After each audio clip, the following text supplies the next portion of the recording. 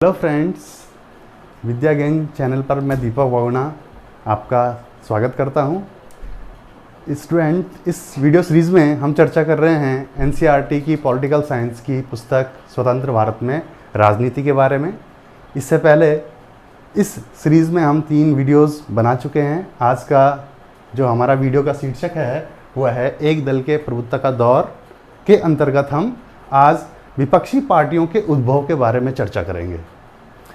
Student, अगर आप channel पर पहली बार आए हैं तो हमारे चैनल को सब्सक्राइब कर लीजिए और सामने जो बेल आइकॉन है उस बेल आइकॉन को प्रेस कर लीजिए ताकि आने वाले वीडियोस की नोटिफिकेशन आपको मिलती रहें।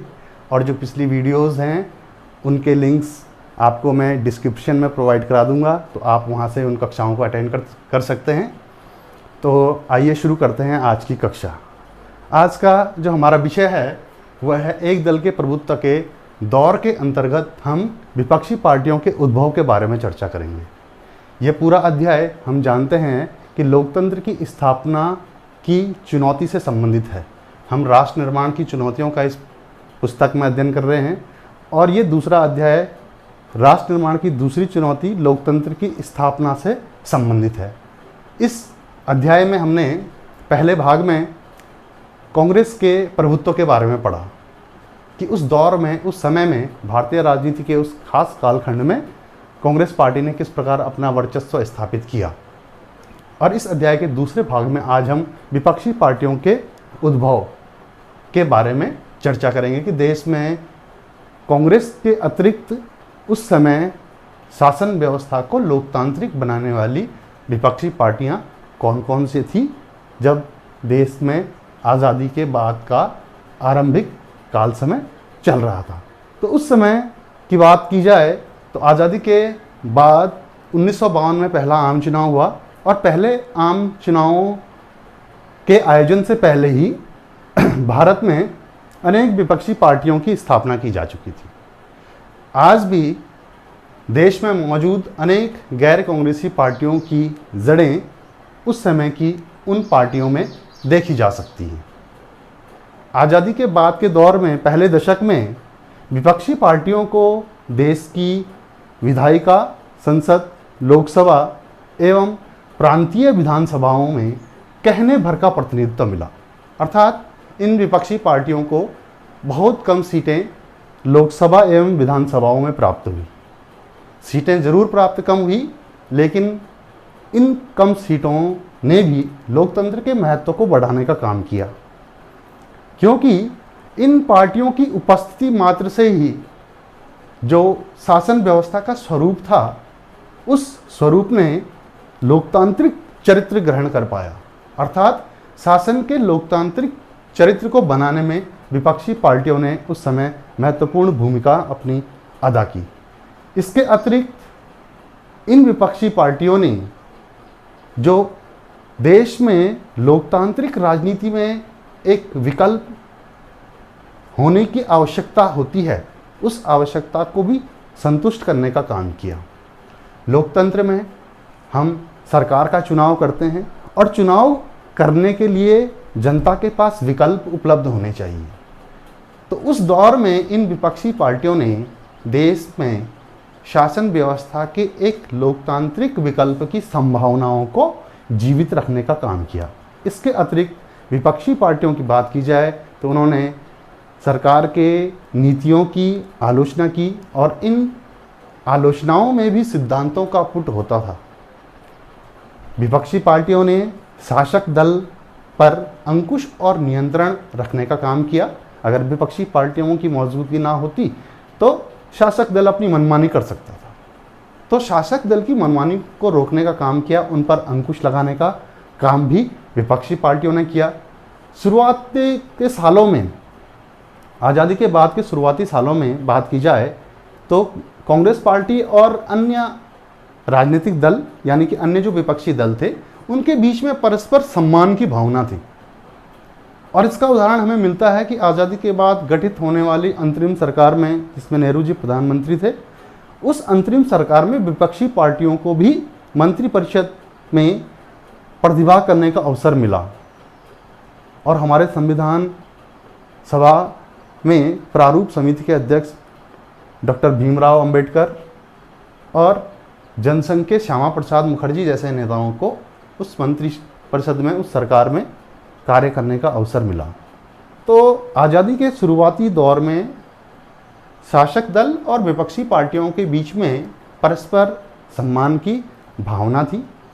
समय के साथ साथ जैसे जैसे राजनीतिक मोर्चे पर दलों के बीच में प्रतिस्पर्धा तीखी हो चली, ध्रुवीकृत हो चली, वैसे वैसे यह सम्मान की भावना धीरे धीरे कम होती चली गई। इसके अतिरिक्त यह एक महत्वपूर्ण बात इस अध्याय की ये है कि हमें यह समझना भी ज़रूरी है कि शुरुआती दौर में कांग्रेस का वर्चस्व था और विपक्षी पार्टियों ने भी अपनी उपस्थिति दर्ज कराई, लेकिन समय के साथ साथ कांग्रेस पार्टी के चरित्र में जो बदलाव आया, अर्थात कांग्रेस पार्टी की वो क्षमताएं, उन क्षमताओं में कमी आने लगी जो क्षमताएं उसको एक जन आंदोलन के रूप में तब्दील करती थी, जिन क्षमताओं के द्वारा ही कांग्रेस अपने आप को एक सामाजिक और विचारधारात्मक गठबंधन के रूप में तब्दील कर पाई थी। इन सारी बातों के अलावा जैसे जैसे हर व्यक्ति तथा हर हित समूह जो कि सत्ता की लालसा रखता हो या सत्ता पाने की लालसा रखता हो, सत्ता में आने की चाहत रखता हो, ऐसे हर वर्ग और हर हित समूह, हर व्यक्ति को अपने में समाहित करने की कांग्रेस की क्षमता जैसे जैसे कम होती चली गई, भारतीय राजनीति में वैसे वैसे विपक्षी पार्टियों को महत्व मिलना शुरू हुआ। तो उन विपक्षी पार्टियों में जो प्रमुख विपक्षी पार्टियां थी, आज हम उन विपक्षी पार्टियों के बारे में चर्चा करेंगे।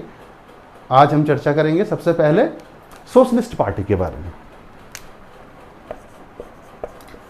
सोशलिस्ट पार्टी उस दौर की एक प्रमुख विपक्षी पार्टी थी, सोशलिस्ट पार्टी। सोशलिस्ट पार्टी की स्थापना, या फिर हम ये कहें कि कांग्रेस सोशलिस्ट पार्टी की स्थापना 1934 में कांग्रेस के भीतर ही युवा नेताओं की टोली ने किया था। युवा नेताओं की एक टीम ने, जो कि कांग्रेस के सदस्य थे, उन्होंने कांग्रेस पार्टी के अंदर ही सोशलिस्ट पार्टी की स्थापना की थी और उसको कांग्रेस सोशलिस्ट पार्टी कहा जाता है। 1934 से लेके सोशलिस्ट जो लीडर थे वो कांग्रेस के अंदर ही बने रहे। हम जानते हैं कि उस दौर में कांग्रेस में दोहरी सदस्यता की अनुमति थी, अर्थात आप किसी अन्य पार्टी में होते हुए भी कांग्रेस पार्टी के सदस्य बनकर रह सकते हैं। सोशलिस्टों का जो विचार था वह कांग्रेस को ज़्यादा परिवर्तनकामी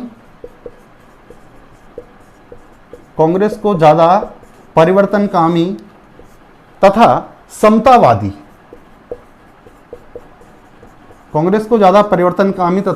समतावादी बनाना चाहते थे। उनका ये लक्ष्य था और उनका ये विचार था। 1948 में आज़ादी के बाद जब कांग्रेस पार्टी ने अपने संविधान में ये बदलाव किया कि दोहरी सदस्यता के प्रावधान को कांग्रेस पार्टी के द्वारा समाप्त कर दिया गया, तो उसके बाद मजबूरन सोशलिस्टों को अलग होना पड़ा और उसके बाद 1948 में सोशलिस्ट जो लीडर थे वो कांग्रेस से अलग हो गए।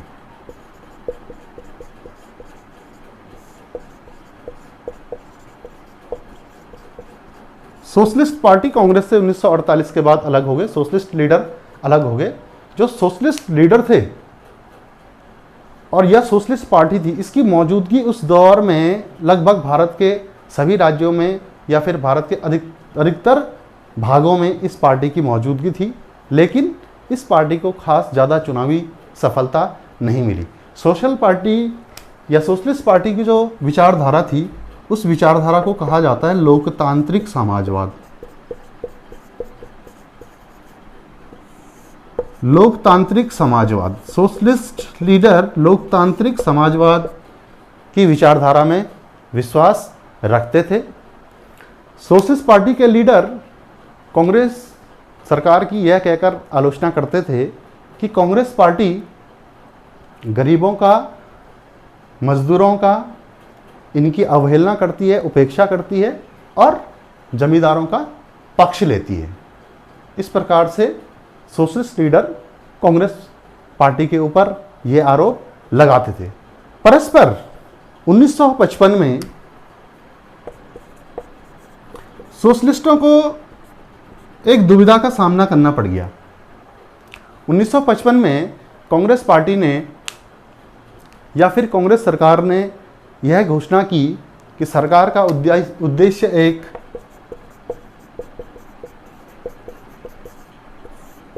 समाजवादी समाज की स्थापना।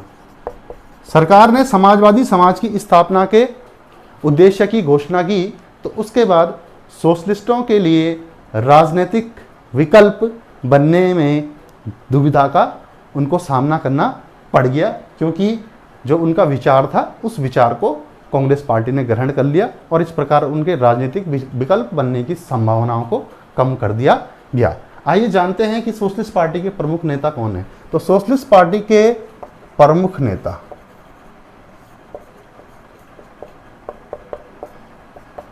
प्रमुख नेताओं में बात किया जाए तो सोशलिस्ट पार्टी के सबसे प्रमुख नेताओं में नाम है जयप्रकाश नारायण, जिनका लोक प्रसिद्ध नाम है JP, Achyut Patwardhan,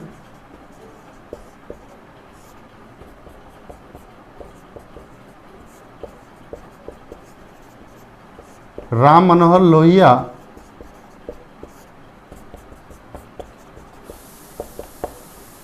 Ashok Mehta. Socialist party के प्रमुख लीडरों में इन नेताओं के नाम हैं जिनकी गिनती उस समय के सोशलिस्ट नेताओं में की जाती है। इसके अलावा आचार्य नरेंद्र देव और एस.एम. जोशी की गिनती उस समय के सोशलिस्ट लीडरों में इन नेताओं की गिनती की जाती है। तो उस दौर में सोशलिस्ट पार्टी भी एक बड़ी विपक्षी पार्टी हम उसको कह सकते हैं, जिसने सरकार के लोकतांत्रिक स्वरूप को निखारने में अपनी भूमिका का निर्वहन किया, क्योंकि लोकतंत्र में चयन की स्वतंत्रता होती है और चयन तभी हम कर पाते हैं जब हमारे पास विकल्प होते हैं। तो भारत की चुनावी राजनीति में यही विकल्प उपलब्ध कराने का कार्य सोशलिस्ट पार्टी के द्वारा किया गया। आइए अब दूसरी पार्टी के बारे में हम चर्चा करेंगे, और वह जो दूसरी पार्टी है वह पार्टी आज भी भारत में मौजूद है। उस पार्टी का नाम है कम्युनिस्ट पार्टी।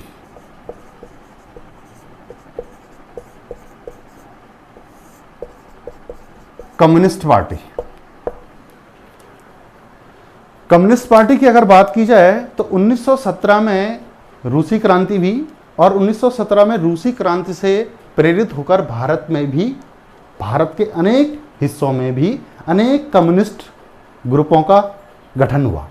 भारत में अनेक कम्युनिस्ट ग्रुप बने।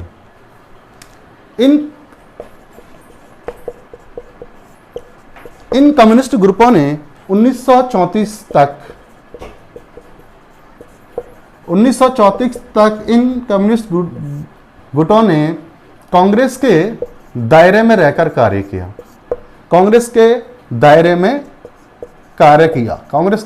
रहकर कार्य किया। राष्ट्रीय स्वतंत्रता आंदोलन हमारा उस समय चल रहा था, तो कांग्रेस के दायरे में रहकर कम्युनिस्ट नेताओं ने कार्य किया। और 1941 तक, दिसंबर 1941 में कम्युनिस्ट कांग्रेस से पूरी तरह से अलग हो गए। 1941 में कम्युनिस्ट पूरी तरह से कांग्रेस पार्टी से अलग हो गए। कम्युनिस्ट पार्टी की बात की जाए तो उस दौर में भारतीय राष्ट्रीय कांग्रेस पार्टी के बाद कम्युनिस्ट पार्टी ही एकमात्र ऐसी पार्टी थी जिसके पास एक सुचारू पार्टी मशीनरी थी और जिसके पास एक समर्पित कैडर था। कार्यकर्ताओं का एक समर्पित कैडर और एक सुचारू पार्टी मशीनरी उस दौर की दूसरी बड़ी पार्टी के रूप में कम्युनिस्ट पार्टी थी और इसी कारण वह पहले आम चुनाव में सबसे बड़ी विपक्षी पार्टी बनकर भी उभरी। इसके अलावा कम्युनिस्ट पार्टी की महत्वपूर्ण बात यह है कि 1947 में जो हमें आज़ादी मिली, जो स्वतंत्रता मिली, ब्रिटिश गुलामी से हम आज़ाद हुए, तो कम्युनिस्ट पार्टी का ये मानना था कि 1947 में हुआ सत्ता का हस्तांतरण हमें सच्ची आज़ादी नहीं है। उन्होंने उसको सच्ची आज़ादी कम्युनिस्ट नहीं मानते थे और इसके लिए उन्होंने तेलंगाना इलाके से हिंसक विद्रोह को बढ़ावा दिया। उनके इस विद्रोह को जनता का समर्थन नहीं मिला, जन समर्थन नहीं मिला और बाद में भारतीय सेना के द्वारा इस मामले को, इस हिंसक विद्रोह को शांत करा लिया गया। मजबूरन 1951 में कम्युनिस्ट पार्टी ने यह फैसला किया कि वह भारत में सक्रिय चुनावी राजनीति में प्रतिभाग करेगी, यानी कि लोकतांत्रिक राजनीति में कम्युनिस्ट पार्टी ने प्रतिभाग करने का निर्णय लिया और उसका यह परिणाम हुआ कि 1952 में पहले आम चुनाव में, 1952 के आम चुनाव में कम्युनिस्ट पार्टी को लोकसभा में 16 सीटें मिली और इन 16 सीटों के साथ कम्युनिस्ट पार्टी सबसे बड़ी विपक्षी पार्टी बनकर उभरी। तो इस तरह से कम्युनिस्ट पार्टी ने देश की चुनावी राजनीति में पहले आम चुनाव से ही प्रतिभाग करना शुरू कर दिया था और सरकार के स्वरूप को लोकतांत्रिक बनाने में अपना योगदान आज़ादी के आरंभिक दौर में ही शुरू कर दिया था। बात की जाए कि कम्युनिस्ट पार्टी में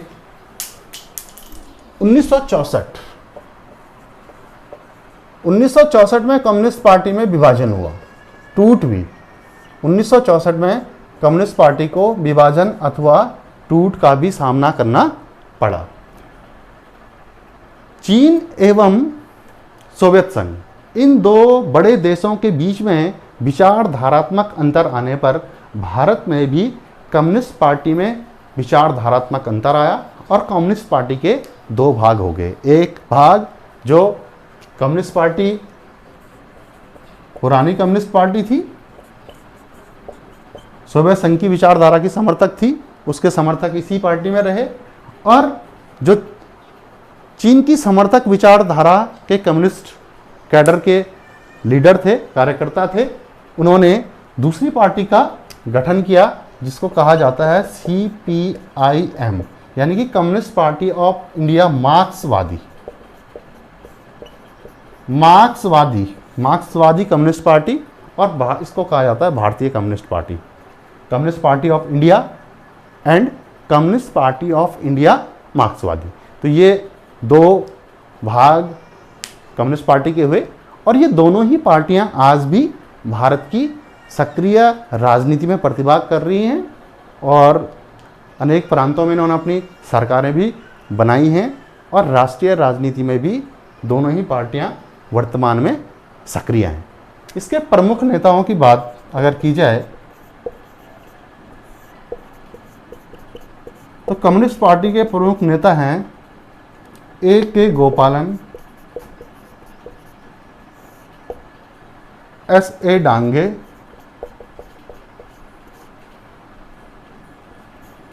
E.M.S. नंबूदरीपाद,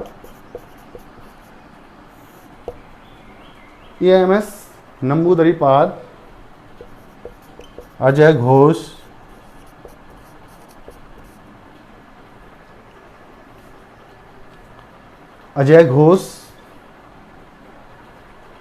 P. सुंदरैया।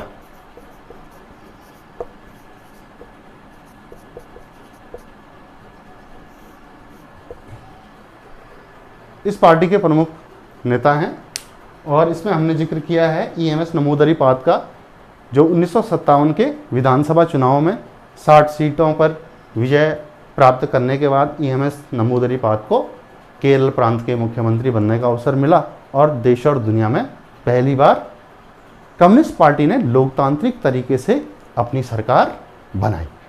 ये दोनों ही दल भारतीय कम्युनिस्ट पार्टी और कम्युनिस्ट पार्टी ऑफ इंडिया मार्क्सवादी दोनों ही पार्टियां आज भी भारत में चुनावी राजनीति में आज भी सक्रिय हैं और अपने लोकतांत्रिक चुनावी प्रक्रिया में आज भी प्रतिभाग कर रही हैं दोनों ही कम्युनिस्ट पार्टियां। अब बात करेंगे एक अन्य और विपक्षी पार्टी की, उस दौर की विपक्षी पार्टी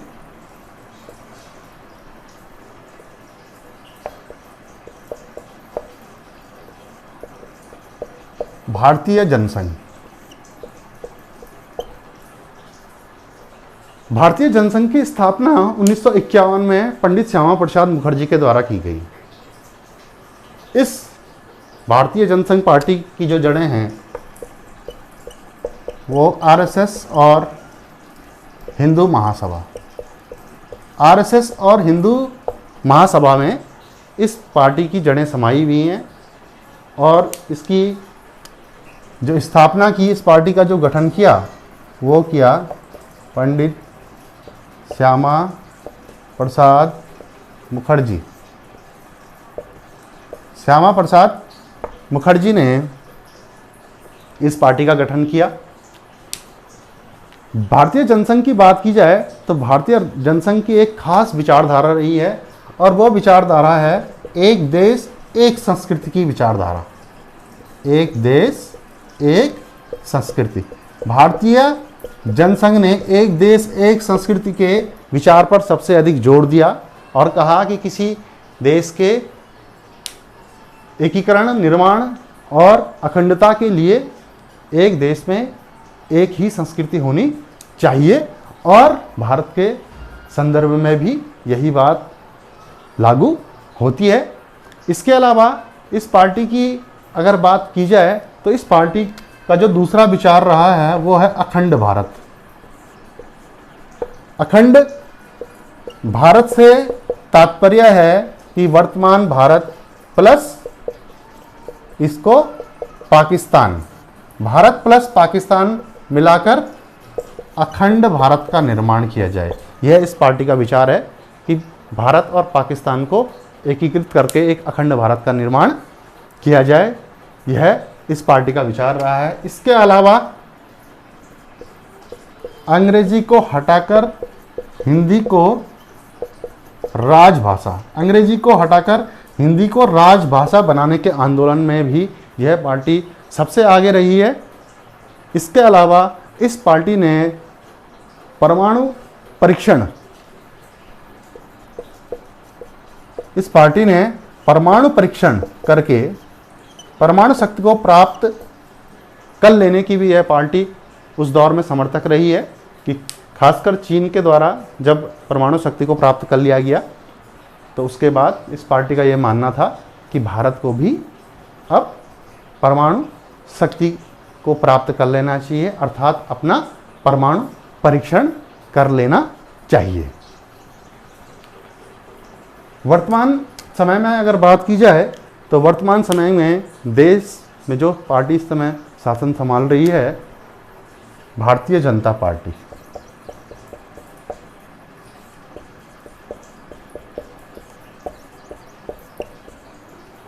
भारतीय जनता पार्टी की जड़ें भी इसी जनसंघ में, अर्थात भारतीय जनता पार्टी का गठन और इसकी मूल जो पार्टी है वो पार्टी जनसंघ ही है।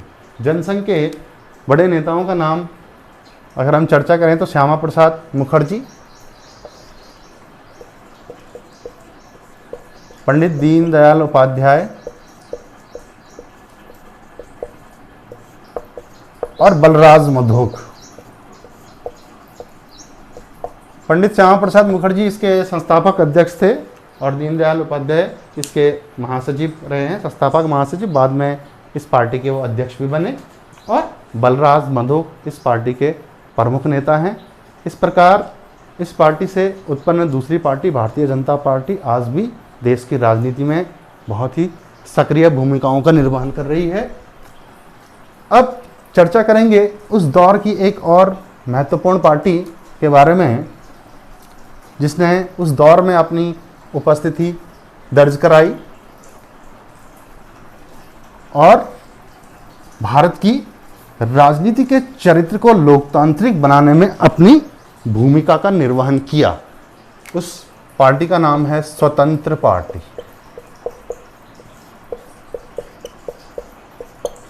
स्वतंत्र पार्टी, स्वतंत्र पार्टी के नाम में जो स्वतंत्र शब्द जुड़ा हुआ है, इस शब्द का संबंध अर्थव्यवस्था की स्वतंत्रता से है। स्वतंत्र पार्टी का जो मूल विचार था, वह मूल विचार यह था कि अर्थव्यवस्था में, यानी कि इकोनॉमी में, अर्थव्यवस्था में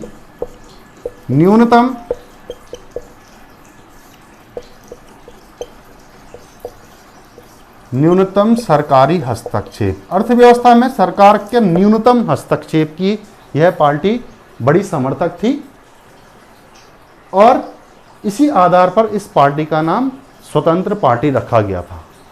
इसके प्रमुख नेताओं की बात की जाए तो सी राजगोपालाचारी,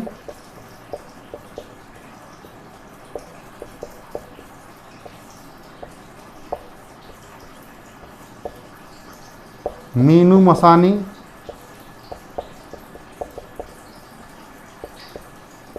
के एम मुंशी और एन जी रंगा का नाम इसमें शामिल है। ये इस पार्टी के प्रमुख नेता थे। स्वतंत्र पार्टी का जो सबसे महत्वपूर्ण विचार था वो यही था कि सरकार को अर्थव्यवस्था में न्यूनतम हस्तक्षेप करना चाहिए। सरकार को अर्थव्यवस्था में हस्तक्षेप कम से कम करते हुए निजी क्षेत्र को ज़्यादा सहूलियतें देनी चाहिए। निजी क्षेत्र को बढ़ाने पर सरकार को जोर देना चाहिए। स्वतंत्र पार्टी ने अर्थव्यवस्था में सरकारी हस्तक्षेप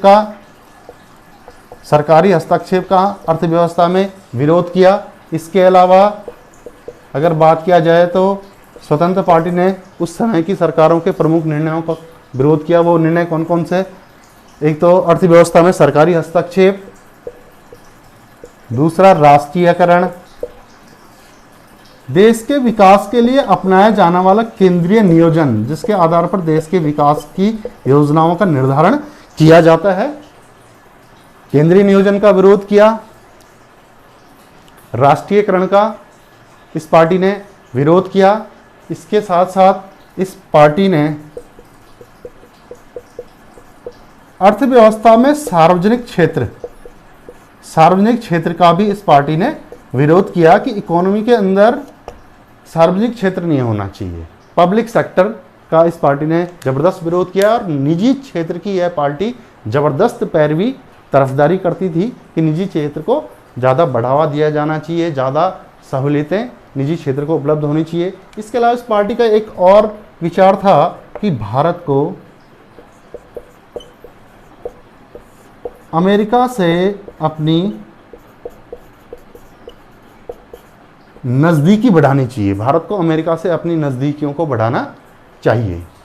इस पार्टी के चुनावी सफलताओं और संगठन की बात की जाए तो इस पार्टी को खास ज़्यादा चुनावी सफलता नहीं मिली, जिससे इस पार्टी के समर्थकों को भारी निराशा का सामना करना पड़ा, क्योंकि इस पार्टी के साथ उस दौर में जो राजा महाराजा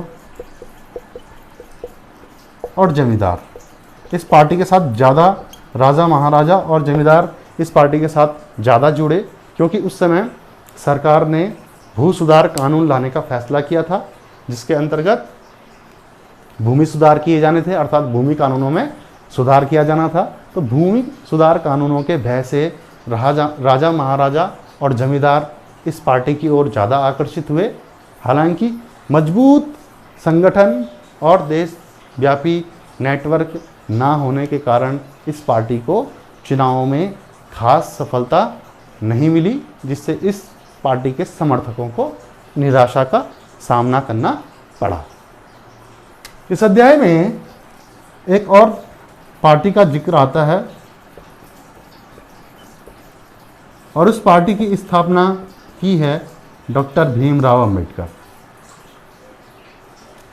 डॉक्टर भीमराव अंबेडकर ने independent labour party. Independent labour party की उन्होंने स्थापना की और बाद में फिर आरपीआई के गठन के भी वो योजनाकार बने।